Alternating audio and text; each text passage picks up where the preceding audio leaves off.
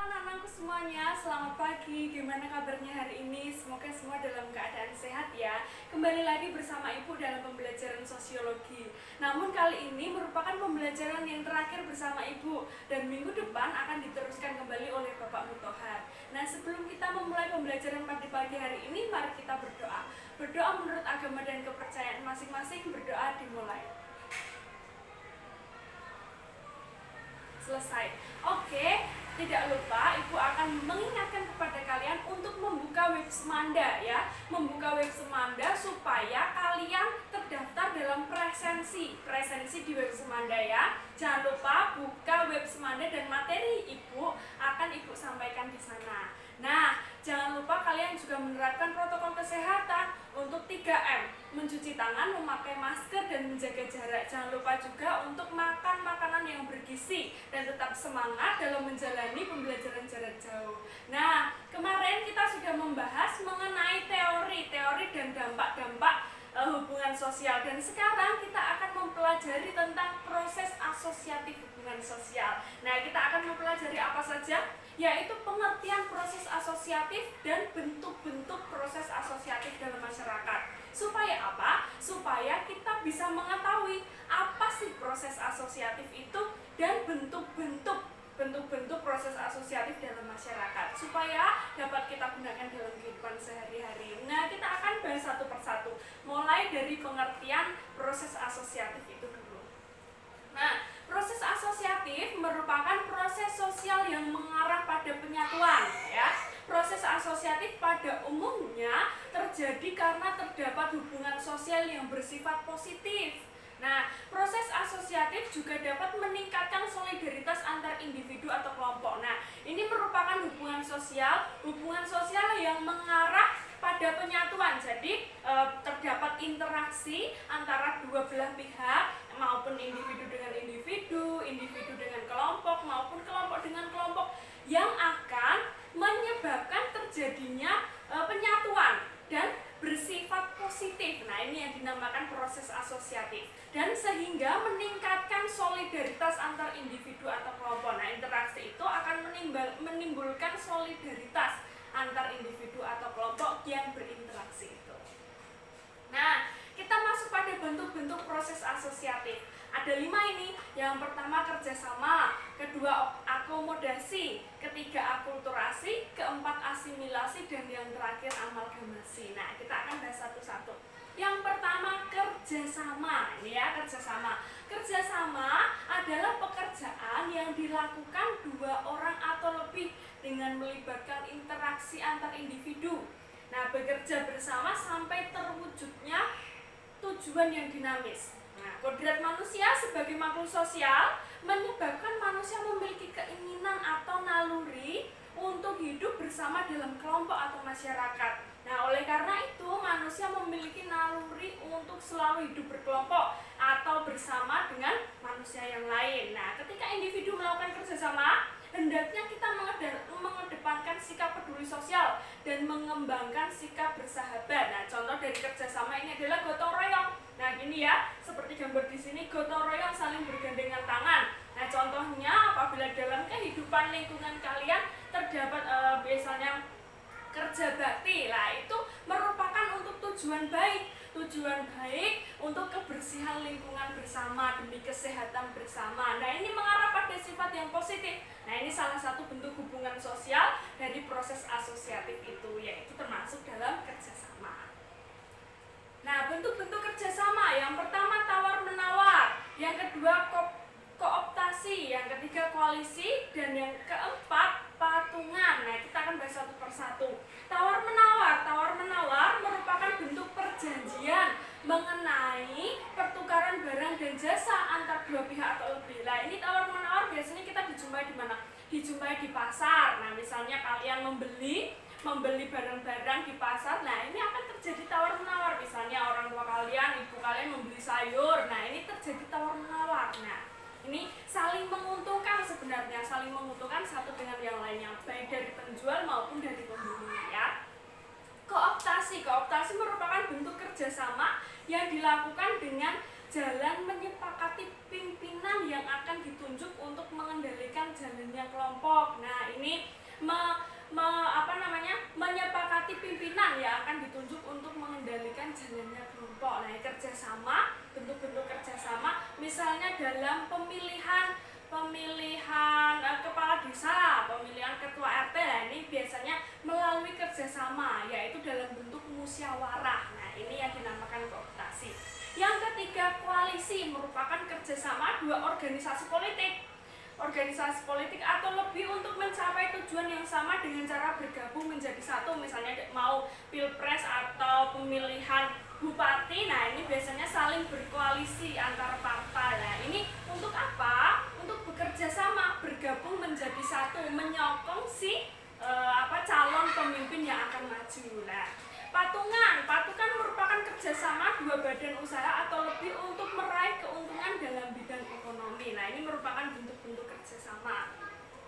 Yang kedua merupakan akomodasi. Ya, akomodasi adalah hubungan sosial yang dilakukan untuk menyelesaikan pertentangan antara dua belah pihak yang bersengketa. Akomodasi mengarah pada proses penyelesaian masalah, ya. Akomodasi mengarahkan individu atau kelompok untuk bekerja sama meskipun terdapat beberapa perbedaan seperti perbedaan pandangan ataupun ideologi. Nah, ini merupakan hubungan sosial yang mengarah pada proses positif. Karena apa? Karena menyelesaikan masalah. Nah, ini hubungan sosial yang bertujuan untuk menyelesaikan masalah. Ini yang dinamakan proses asosiatif ini. Nah, bentuk-bentuk akomodasi apa saja sih? Nah, ini yang pertama, koersi. Koersi merupakan bentuk akomodasi melalui paksaan fisik atau psikologis. Nah, ini awalnya melalui paksaan fisik atau psikologis, biasanya melalui kekerasan. Nah, ini supaya apa? Supaya si penyimpang itu mau kembali kepada jalan yang lurus. Nah, ini melalui paksaan, dipaksa. Yang kedua, kompromi merupakan bentuk akomodasi yang tercipta ketika pihak-pihak yang terlibat dalam konflik saling mengurangi tuntutan agar tercapai suatu penyelesaian. Nah, ini mereka saling mengerti, istilahnya pengertian. Nah, gitu. Jadi mengurangi tuntutan masing-masing. Gitu. Jadi untuk tercapai sesuatu hal yang baik. Nah, yang ketiga, arbitrase merupakan cara mencapai sebuah kompromi melalui pihak ketiga. Kalau tidak bisa melalui istilahnya musyawarah atau kekeluargaan, nah ini melalui pihak yang ketiga. Pihak yang ketiga ada orang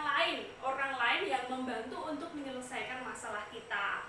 Nah, yang keempat, mediasi. Akomodasi yang melibatkan pihak ketiga namun bersifat netral dan tidak berwenang mengambil keputusan, sebagai jalan penengah istilahnya untuk memberikan hal yang baik kepada pihak si A dan si B, tetapi tidak berhak untuk mengambil keputusan. Keputusan itu nanti dikembalikan pada yang bertentangan tadi. Itu yang dinamakan mediasi. Nah, lanjutannya merupakan konsiliasi. Konsiliasi merupakan upaya mengendalikan konflik dengan menggunakan lembaga-lembaga tertentu, ya, menggunakan lembaga-lembaga tertentu tadi. Kalau tadi pihak ketiga, ini sudah merambah pada lembaga-lembaga. Selanjutnya, toleransi merupakan bentuk akomodasi yang ditandai dengan kesediaan kedua belah pihak yang berkonflik untuk saling memahami. Nah, ini toleransi. Awalnya berkonflik, tetapi karena mungkin ingin tercapai suatu hubungan yang baik, maka mereka menyadari dan mentoleransi supaya apa? Supaya saling memaafkan dan tercapailah hubungan yang baik. Nah, yang selanjutnya merupakan stalemate, merupakan proses akomodasi karena kedua belah pihak memiliki kekuatan seimbang. Nah, karena kekuatan seimbang ini, mereka selanjutnya tidak mau untuk berkonflik lagi dan akan kembali ke perdamaian. Yang terakhir, adjudikasi merupakan penyelesaian konflik melalui pengadilan. Nah, karena kalau semua jalan sudah ditempuh, tadi sudah mediasi, sudah musyawarah melalui pihak ketiga, nah tetapi tidak kunjung selesai. Nah, ini jalan terakhir melalui pengadilan. Nah, ini selanjutnya tujuan dari akomodasi apa saja sih? Yang pertama, mengurangi pertentangan antar individu atau kelompok. Yang kedua, mencegah terjadinya pertentangan dalam jangka waktu tertentu. menciptakan keteraturan sosial dalam kehidupan bermasyarakat, mengembangkan proses kerjasama antar individu atau kelompok, dan melaksanakan pengendalian sosial akibat ketimpangan sosial yang terjadi dalam masyarakat. Nah, masuk kepada yang ketiga, yaitu akulturasi.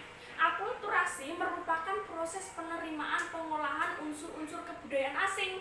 Dalam akulturasi, kebudayaan asing diterima menjadi bagian dari kebudayaan asli tanpa menghilangkan ciri khas tiap-tiap kebudayaan asli. Contohnya apa? Contohnya bangunan Candi Borobudur. Ini seperti gambar di sini ya. Bangunan Candi Borobudur itu contoh bangunan asli Indonesia, yaitu Punden Berunda ya. Punden Berunda dengan seni arsitektur agama Buddha ya, ditambah dengan aksen ini seperti arsitektur agama Buddha. Nah, ini merupakan contoh akulturasi dari budaya yang ada di Indonesia dengan budaya yang ada di Buddha ya. Tetap meskipun tempatnya di Indonesia dengan bangunannya ini Punden Berunda, tetapi ditambah dengan seni arsitektur dari Buddha. Jadi saling berakulturasi ya, tidak menghilangkan budaya aslinya ya. Selanjutnya asimilasi merupakan proses peleburan dua atau lebih kebudayaan yang berbeda menjadi satu kebudayaan tunggal.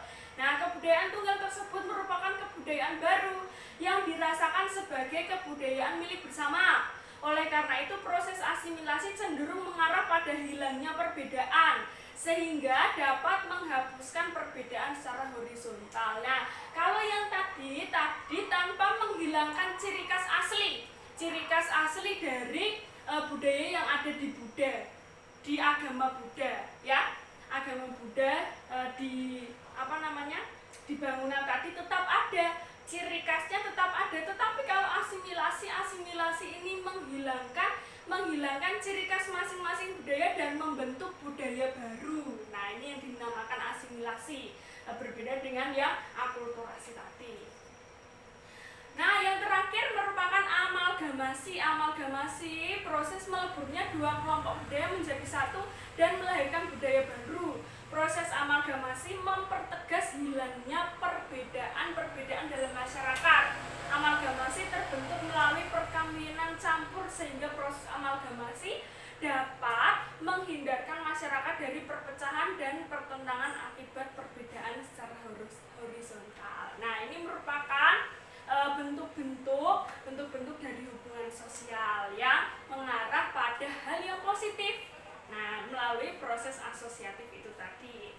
Oke, sampai di sini dulu pembelajaran kita pada pagi hari ini. Nah, kita simpulkan bersama-sama, yaitu proses asosiatif merupakan proses sosial yang mengarah pada penyatuan. Nah, proses asosiatif pada umumnya terjadi karena terdapat hubungan sosial yang mengarah pada hal yang positif.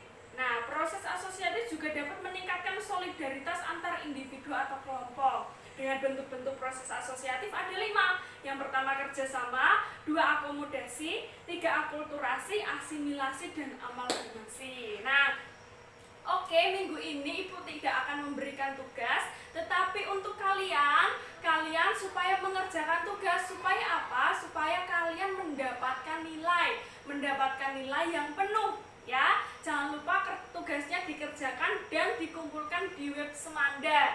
Oke, apabila ada pertanyaan juga bisa dimasukkan ke dalam kolom diskusi yang ada di web Semanda di sana.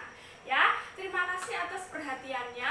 Mohon maaf apabila Ibu dalam mengajar selama ini banyak kesalahan baik dari tingkah laku maupun tutur kata. Oke, terima kasih. Jangan lupa tetap sehat, tetap semangat dalam menjalankan kegiatan pembelajaran jarak jauh ini. Jangan lupa menerapkan protokol kesehatan dan terima kasih. Sampai jumpa. Selamat pagi.